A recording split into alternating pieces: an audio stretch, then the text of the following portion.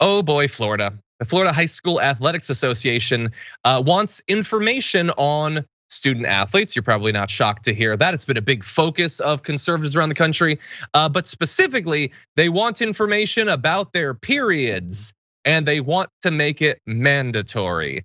So they've recommended to their board of directors, which is going to meet in February and make a final decision on this, that information should be collected and required. So they announced back in October, by the way, and we're going to do the lead up to this, that it was changing its annual physical form for student athletes to a digital version instead of paper. That sounds innocuous enough. The form includes optional but detailed questions about students' menstruation cycles, including when they got their first period, when they had their most recent one, and how many weeks pass between periods. Previously, only one page of the paper form on which a pediatrician would sign off on a student being allowed to play would be submitted to a school, but the entire digital form will now be submitted. So previously, much of this information was optional. They're getting rid of that. In the switch to digital, you will now need to provide that information. So the people that are saying, schools are filled with pervs, we gotta protect the kids. Tell me about your period, I want more info. That's who they actually are. And so we're gonna give you more information, but Elise, I know you're not that far out of high school. What do you think about this change that they're making in Florida? It's very Florida.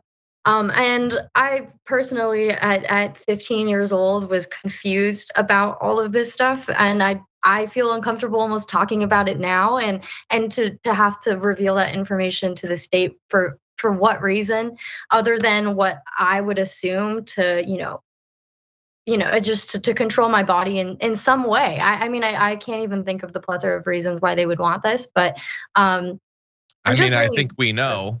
Yeah. I think we know the main reason that they want it. But sorry, continue. No, I mean, yeah, you got it. It just feels invasive. That's it. Yeah, 100%. As Jessica Valenti points out on Twitter, other states and athletic programs require physicals, including details about menstruation from students. But importantly, they allow all of that private info to stay with the kids' doctors. The way all medical information is supposed to stay between you and the doctor. That's the whole point. Wasn't Marjorie Greene freaking out about HIPAA violations a couple years back?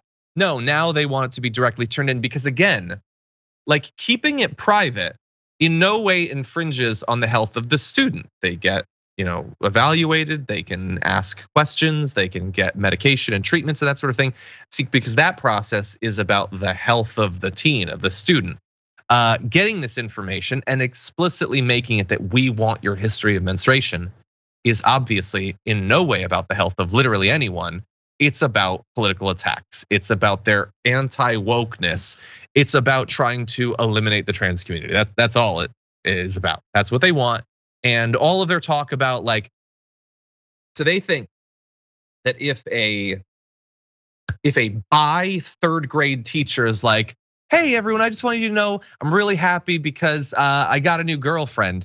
They want that person to be fired because they talked about their sexuality. But they want mandated culling of menstruation information. It seems a little bit muddled as an ideology, but I think we all know where they're going. Any other thoughts, Elise? I just wonder what happened to the narrative that states shouldn't be involved with our business. Where does that come when it comes to police? When it comes to transgender autonomy and just believing that maybe doctors and the trans community can work this out together and figure out a plan that is safe for the children who want to transition. And assume, no, I have decided that I know more than a doctor, and we're going to inflict a lot of what is going to be like a mental health crisis for trans kids.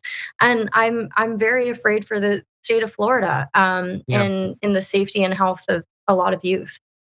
Yeah, no, 100%. It's just insane. Obviously, they would never allow, you cannot say that you want a small government when you want to track people's bodily fluids. And do we do this for anything else? If we were to say, I'm a little bit worried, as so many conservative men are, about weak beta men.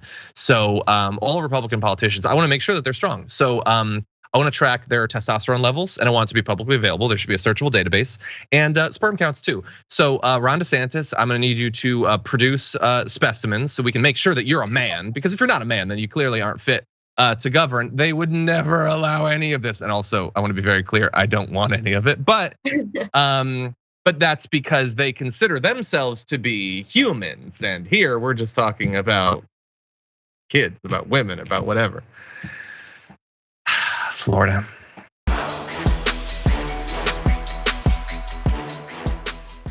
For more political news breakdowns, interviews, stories of activism, and me trying my hardest to care about the occasional big celebrity news story, subscribe to our YouTube channel at youtube.com/thedamagereport.